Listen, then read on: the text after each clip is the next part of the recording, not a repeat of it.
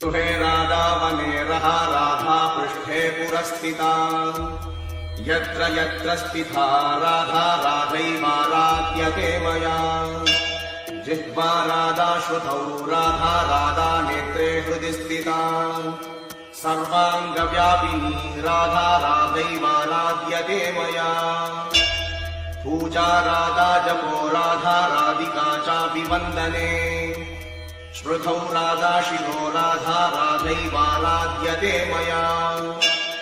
खाने राधा गुणे राधा राधिका भोजने गतौ रत्रौ राधा दिवा राधा राधैवाराध्यते मया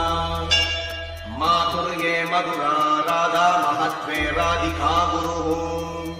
सौन्दर्ये सुन्दरी राधा राधैवाराध्यते मया राधा रससुधा सिन्धु राधा सौभाग्यमञ्जरी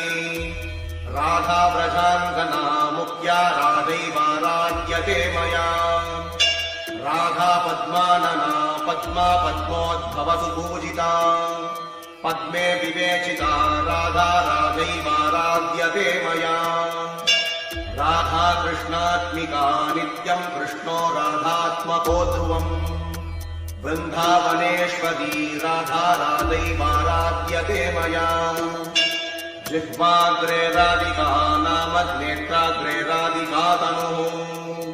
कर्णे च राधिका कीर्तिर्मानसे राधिका सदा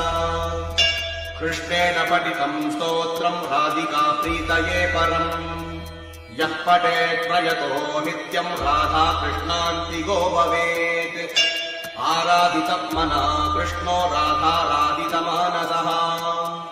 कृष्णा कृष्णमना राधा राधा कृष्णेति यः पठेत्